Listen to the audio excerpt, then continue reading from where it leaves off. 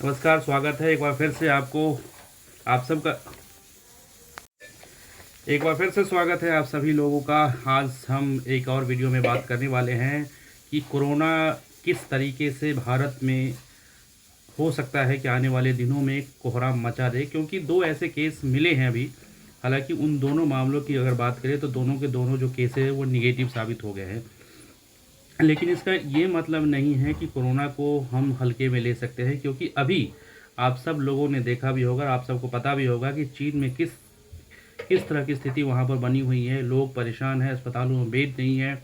और ये वैज्ञानिक को दावा कर रहे हैं, जो एक्सपर्ट है वो दावा कर रहे हैं कि अगले 2 से 3 महीने बहुत मतलब एक कहर के तौर पे भी आने वाला है, जैसा पिछले साल देखा गया था।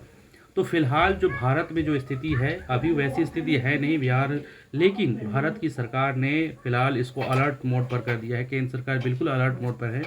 और फिलहाल जो देश में स्थिति है कोविड-19 को लेकर, उसको लेकर स्वास्थ्य मंत्री डॉक्टर मनसुख मंडाविया ने वरिष्ठ अधिकारियों और विशेषज्ञों के साथ एक बैठक की है।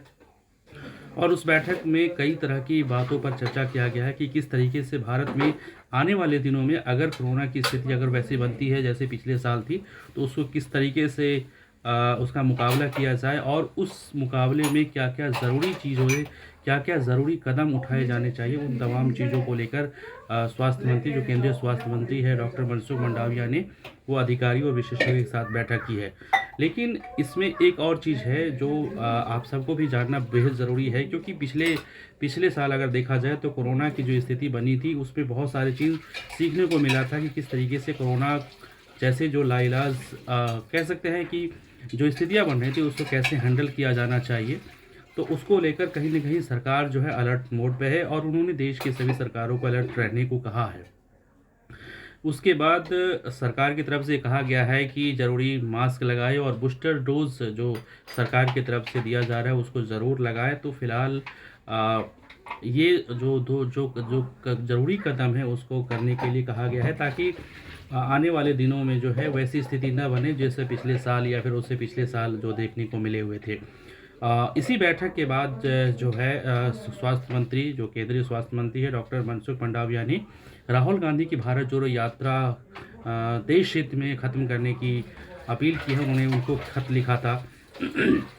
हालांकि सरकार की तरफ से जो चिट्ठी लिखी गई है उसको राहुल गांधी या फिर कांग्रेस ने उसको दूसरे तरीके से लिया है कि वो कहीं ना कहीं उन राहुल गांधी की लोकप्रियता है या फिर भारत जोड़ो यात्रा की जो कामयाबी है, जिससे देश भर के लोगों में एक मैसेज जा रहा है केंद्र सरकार के खिलाफ, वो महंगाई, बेरोजगारी और तमाम तरह के जो एक विपक्ष की भूमिका में सवाल उठाने होते हैं, उसको लेकर जो यात्रा निकाली जा रही है, तो उससे बीजेपी घबरा गई है। इसकी वजह से उन्होंने एक तोड़ निकाला है कि कैसे इससे यात्रा को रोकी जाए। तो कांग्रेस का ये तर्क है कि आने वाले दिनों में ये और भी तरीके की इस तरीके से कुछ केसेस निकाल के हो सकता है कि इनको भारत जोड़ो यात्रा को रोकने का प्रयास करेंगे।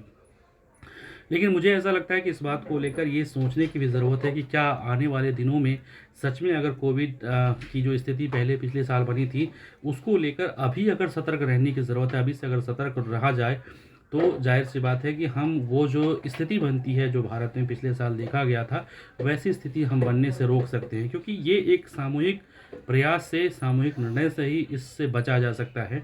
क्योंकि ये एक आदमी, 2 आदमी या 5, 10, 20, 25, 50 लोगों से नहीं होने वाला है। इसमें बहुत सारे पूरे देश को एकजुट रहने की ज़रूरत है कि कैसे इस जो बीमारी है या फिर कहे तो ये कोरोना वायरस के कैसे लड़ा जा सकता है। तो ये सारी चीज़ें जो है इसको सबको सोचने की ज़रूरत है। फिलहाल ये है कि केंद्रीय स्वास्थ्य मंत्री ने सबको अलर्ट मोड पर रखा है, और अधिकारियों से उन्होंने चर्चा की है कि आने वाले दिनों में कैसे इस लाइलाज या फिर कोरोना वायरस जो बीमारी हो, अगर भारत में अगर इनका कुछ प्रकोप आता है तो उससे कैसे निपटा जाए। अगर ये वीडियो आपको पसंद आ रहा है तो ज़्यादा से ज़्यादा लोगों तक शेयर करें और चैनल हमारा ज़रूर सब्सक्राइब करें। शुक्रिया।